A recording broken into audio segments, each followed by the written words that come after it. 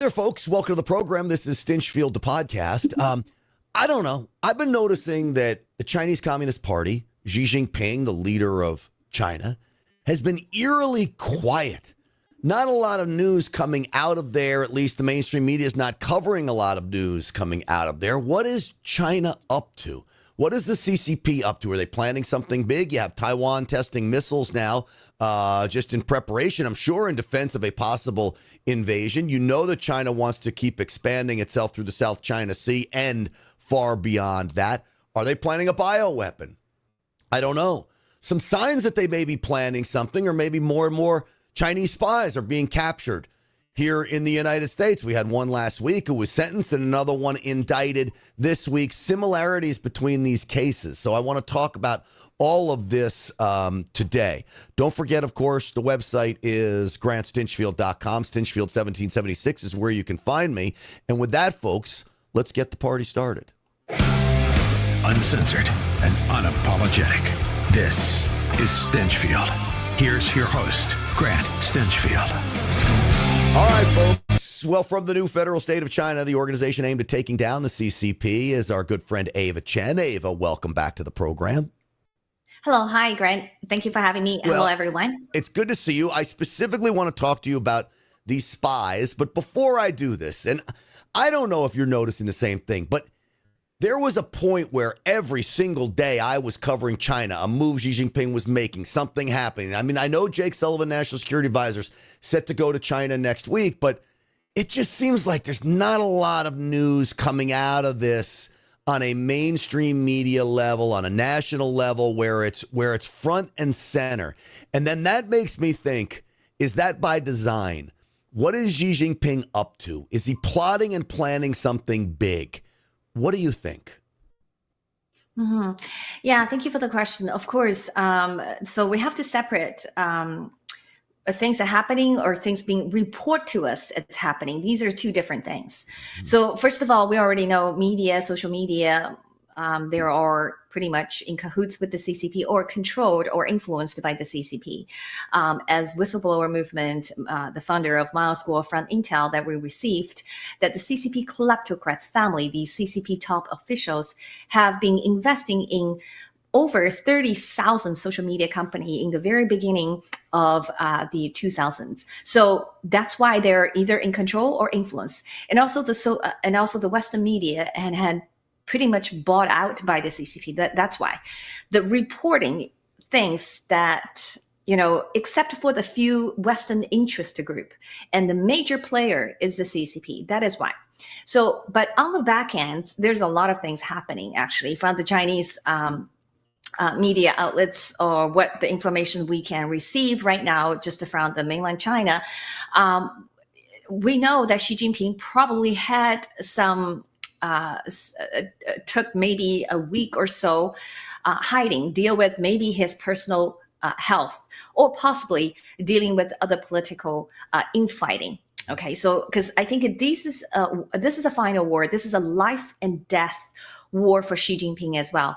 Not only the danger for Xi Jinping coming from the international communities, but also mostly coming from within the Chinese Communist Party. All right, so this is interesting, Ava, because so Xi Jinping, so I was right. I didn't know he went into hiding or gone, underground, so to speak, to who knows, regroup. But it's interesting because you have to ask, why would he do that? Is it his health? Maybe. But I think maybe you're on to something, that he's going to need support. And I know from talking to you and others at New Federal State of China, there are a lot of generals that maybe are skeptical about what he wants to do, the moves that he wants to make.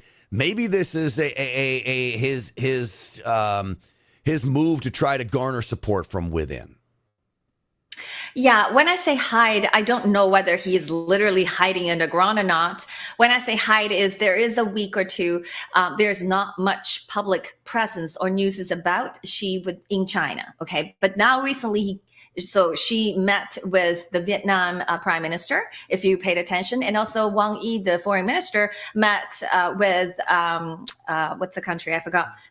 It's a foreign diplomatic event that happened in China. Received another country's head of the state. So things are happening, but from whistleblower movement and intel that we received from previously, we know that Xi Jinping could at any time attacking Taiwan. Mm-hmm. Okay, and they attacking Taiwan. They have a few methods.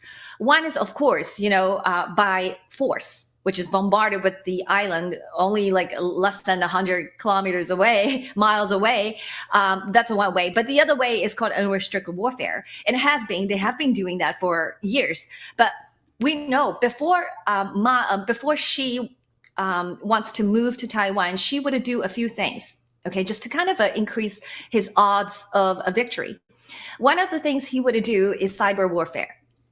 So he would attack Taiwan or America because they are betting on America. They are hoping that they will basically intervene and curtail the Americans' ability to assist militarily in South China Sea. So cyber attack would happen for sure. And second things Miles Guo repeatedly warned is the biochemical weapon. Because the COVID-19 that the CCP, the Xi Jinping's CCP released in the end of 2019 had created such a huge successful for the communist blocs.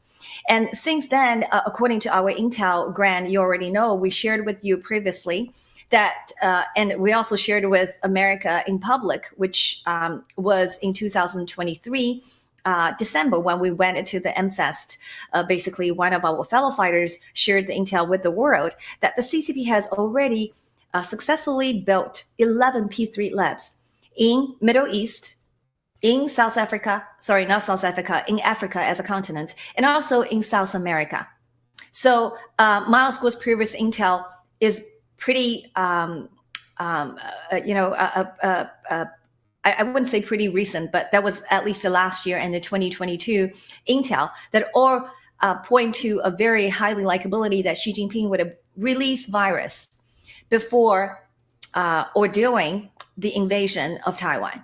It's because he wanted to making sure in the world that people can be, especially in China, within the CCP, the party, that nobody can stand up against him, have a coup. So everybody has to be locked down. Draconian measures will be implemented again.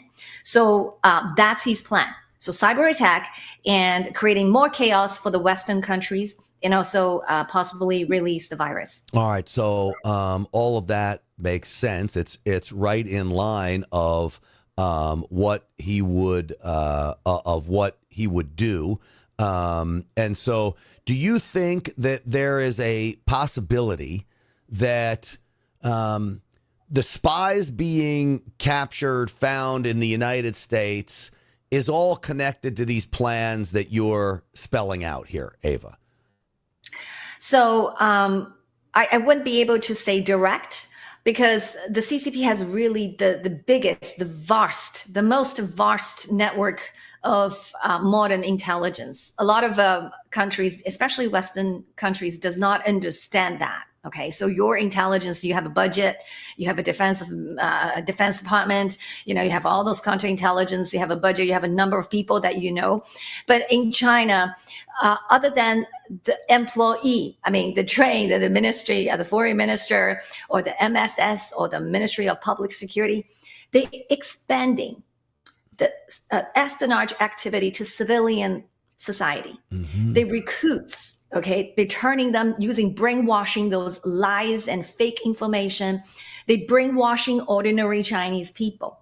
Okay, and then they coerce them into doing something that could have categorized as espionage activity or intelligence. Okay, some of the people, for example, students, they didn't even know they break the law.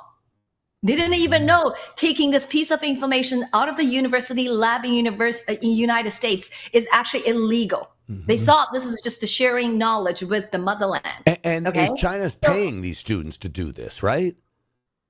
Yes. And sometimes yes, sometimes no. It's very subtle. Okay. So the benefits could come in giving you grants. Like, say, if you're a student in a PhD research, you could have actually awarded grants, or giving you a career track that way you will not be able to say no to. Okay. So this is not possibly a direct money link, but somehow is rewards. The rewards can be help you to publish a article in a very prestige peer review that you wouldn't ever dreamed about.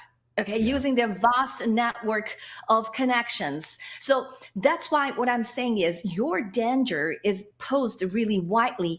And the one that just recently indicted, I can tell you why he was indicted. Okay? And that's this gentleman. That's correct. And he is actually this just recently, a week ago, there's another gentleman very similar, but I would talk about him first. So he's a New York man. He's also a United States naturalized citizen. I believe he fled China. He actually was supporting the 1989 June 4th students movement. Okay. So if you're strictly speaking, he has the roots. He came from a good heart. We're supporting democracy and freedom for Chinese people, but somehow he changed.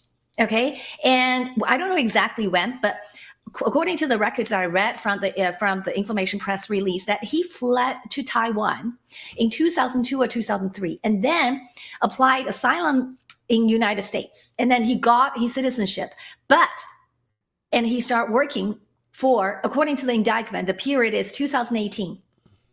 He started working for the Chinese Ministry of State Security by infiltrating in overseas pro-democracy Chinese groups. And then so was he posing as a dissident? And do you think he started as a dissident before he started posing in these groups as one? And do you think he was flipped from dissident to CCP agent, as the allegation says, or do you think he was an agent, got here, and then infiltrated? So for this particular cases, from what I read and what I understand, I don't know exactly the background of him. But regardless, there's only two camps. Okay, one, when they're young, they were in China, they were true supporter at that time. But they soon learned standing against the most totalitarian state has dire consequences. So when the CCP knock on their door and say, hey, I have money, what do you want? Do you want $1 million too? And if you don't do it, I will hurt your family. Do you want to do it? So they change. They understand they have no way of taking down CCP, even though they came from a good heart in the beginning. So they changed. And the second camp are the Ministry of State Security. They are trained spy. They want ruining the pro-democracy activists from the get-go. So the best way is to infiltrate those pro-democracy activist group like an FSC. You wouldn't believe it.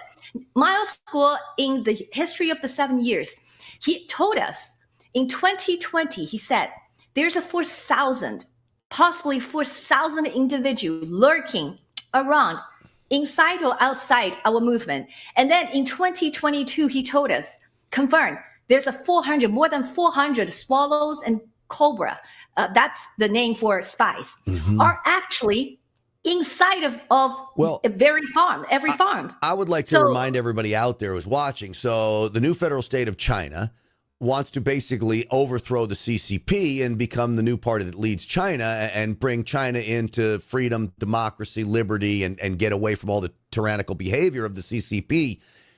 Knowing Xi Jinping, knowing how he operates, I've got to believe new federal state of China being a whistleblower movement, I would think he would have spies coming every day trying to infiltrate NFSC.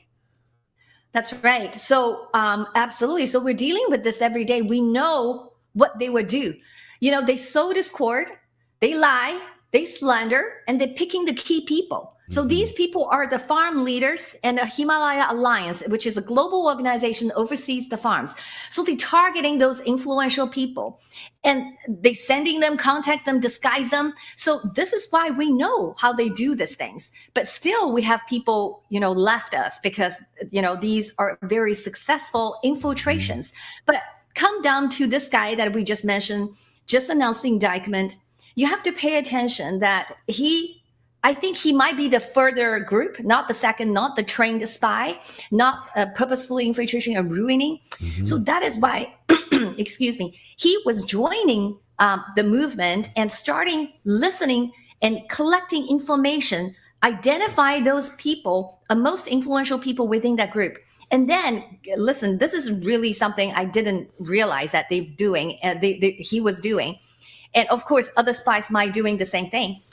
He was actually using a shared email account with the MSS agent in China. Okay, so they have the same login account. And then every time he communicates information, guess how he communicates? How? He used the draft function of the email, and he put those email in the draft email without click the send button. And his MS handler in China, in communist China, would log in to the same email and go to the draft email and read everything he sent and also give he orders. So then you've never sent the email. I mean, look at And the who has the email brilliance is server? in the The email simplicity server. of that to hide the tracks. The brilliance is in the simplicity. You type it in a draft. If somebody has your email, I know I type drafts all the time in Gmail, and I go and then it's there 3 days later. You just read it. You don't ever need to send it.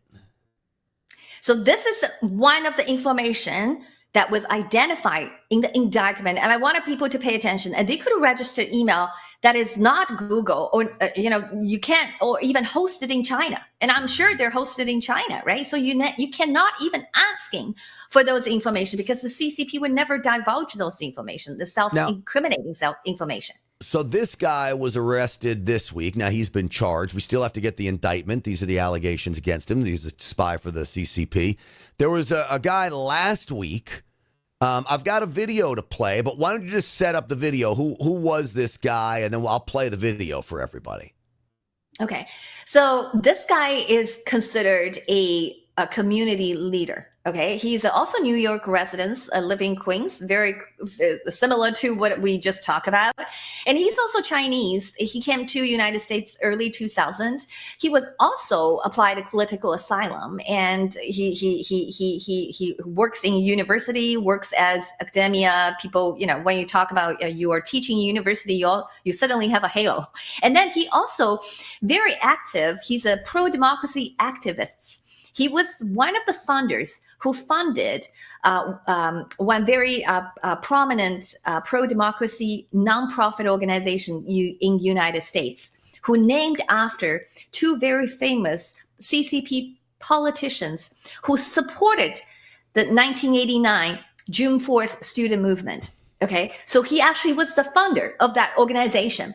But then again, he has been spying for the CCP for decades. What does he do? He does the same thing. Let's play the video because it'll spell some of this stuff out. Is that correct? Yes. All right, let's play it and we'll watch. Xujun Wang, an activist who founded a pro-democracy group in New York, used his position to spy on dissidents and share information with the Chinese government for over a decade. The verdict was made by a federal jury on Tuesday who found Wang guilty of being an illegal agent. The four co-conspirators of 75-year-old Wang Xujun, Ministry of State security officials Feng He, Jie Ji, Ming Li and Keqing Liu, suspected of espionage and transnational repression, have also been indicted by U.S. prosecutors, although they have likely fled back to China. With the federal jury's verdict against Wang Xujun now public, Mr. Miles Guo's revelations from a few years ago have been further verified. Mr. Guo has repeatedly exposed that some so-called overseas pro-democracy activists, while publicly advocating for democracy, are secretly acting as agents for the Chinese Communist Party. They have been involved in monitoring and betraying genuine dissidents and even passing their information to the CCP government. Wang Xujun's case is just the tip of the iceberg. There are many more CCP operatives abroad using pro-democracy identities as cover, posing significant threats to the U.S. and Western democratic societies. Back in 2018 and 2019, I informed the U.S. government to investigate Xiong Xianmin and Wishuan, as well as Bruno Wu's brother. Bruno Wu's brother is undoubtedly an CCP agent in the U.S., 100% an agent. Recently, the U.S. DOJ indicted a person named Wang Xujun. You may know this person, a big shot of the overseas pro-democracy movement, associated with the so-called Huiyao Bang and Zhao Ziyang Memorial Foundation. Do you know this person? He is not an ordinary individual. Wang Shujun, such an influential person, can enter and leave the United States at will. During the investigation, he lied in all situations. Even though the evidence against him was conclusive because he had been under surveillance, he still did not confess. Now, he has been indicted by the Department of Justice. At the end of 2018, I met with the FBI and said that if you do not recognize that these overseas fake pro-democracy activists are a threat to the US and the West, you will pay a price. The CCP's Operation Fox Hunt is harming people who were persecuted back in China with no chance of survival and have to fled to overseas. Some of these individuals may not have a political stance, but their lives were under threat in China. These people are hunted, coerced, and threatened by the CCP through the Operation Fox Hunt. Lawyers like Li Jingjing and people like Wang Shujun, who use the guise of the Hu Yao Bang and Zhao Ziyang Memorial Foundation to solicit donations everywhere, are actually working for the CCP. They assist the CCP in hunting down overseas dissidents and conducting Operation Fox Hunt. Do you know how many people Wang Shujun has harmed? He has at least accessed the information of several hundred Chinese individuals and passed this information to the Chinese government. Many overseas Chinese sought his help in applying for political asylum, but how many of them have ended up being sent back to China because of him? Can anyone find it out? All right, so that was Miles Guo, the founder of the new federal state of China, doing what he does best, is literally predicting all of these things. That was back in 2022. And we're continuing to see all of that play out now, Ava. So, yeah, that's why the NFSC are trying so hard to help Americans to separate ordinary Chinese people from the CCP, from the CCP undercover agents. Here on the show, I want to really share 3 tips how ordinary Americans can separate those things. And please do remember, the Chinese people are the biggest and the first victim of this totalitarian regime since 1949, since they took over the legitimate government at that time. So 3. So the first category is the leader. So leaders, and they play a key liaison role of various CCP United Front groups or organizations. You just heard that Hu Yaobang Zhao Ziyang Memorial Foundation. Pay attention to those so-called non-profit organizations, and particularly United Front organizations, these including Hometown Association, professional Chinese civil organized organization, non-GOs. Pay attention to them. If a majority of them, if not 100%, they're receiving funding from the CCP. So pay attention to the leaders and the liaison. The second group of people, you need to pay attention to Chinatown. Those especially community leaders in Chinatown. I remember a lot of big cities of the United States have Chinatown. And whenever the politicians needs to, doing a campaign events, they always go to Chinatown because they thought they would attract the voters with the Chinese background, but they fall right in the trap of the CCP. That's why you need to pay attention to Chinatown and the community leaders in various Chinatown organizations, because since the mid-1990, the CCP has taken over all of those organizations, civil societies. And also you have to pay attention to the media personnel who are working really close with the CCP, United Front Work Group, and consulates. Looking for the media journalists and Chinese or Western media journalists. So these are the targets. The Chinese one, they're probably already trained and sent by the Chinese Communist Party, but the other races could possibly recruit it. And then the last category, and usually you would not go around with that, is to follow the NFSC whistleblowing. We have been exposed quite a bit pro-democracy activists, Miles Guo's live streaming, and all of them do one thing. What do? They attacking us with no evidence. They slander Miles Guo or slander our fellow fighters. And then you go after them and dig their information. I can tell you 99.9% you will not go wrong. And this is 3 categories of how do you identify and separate ordinary Chinese people with the CCP's spies and CCP's agents. But do remember, Miles Guo whistleblowed in 2017 when he accepted an interview from Free Beacon. And he shared in July 2017, he said, By the end of June 30th, 2017, Xi Jinping has since recruited additional 15,000 to 18,000 spies in the United States. They're including all races, Asian, Hispanic, African American, and other races. So these are in addition to the 10 to 20,000 spies they sent over from prior year over a course of 50 years. And that's only up to 2017. And 2017 to 2024, already 7 more years. God knows how many more they recruited here and sent. Particularly, you have an open border. This is why we do this program. That's great information for everyday citizens to figure out what's going on here. And it is true, because the Chinese people are suffering at the hands of the Chinese Communist Party, and you have to separate the two. One or not the other. And the CCP is the evildoer in all of this, and the Chinese people are really victims. And so we're grateful to the new federal state of China, the whistleblowers that bring us this types of information. It won't surprise me if we see more indictments coming down soon, and I would expect those to amp up with a Trump presidency, as well as President Trump tries to crack down on the Chinese Communist Party as well, which is why we need him back in office. But Ava Chen, it's great talking to you. Fascinating stuff, and we're so grateful to you and the new federal state of China, and I appreciate you spending some time with me today. Thank you very much, Grant. Take care. Absolutely. Bye-bye. Thank you so much. So, folks, again, make sure you check the website out, grantstinchfield.com. Tonight on the Real America's Voice show, we're going to be covering President Trump's rally.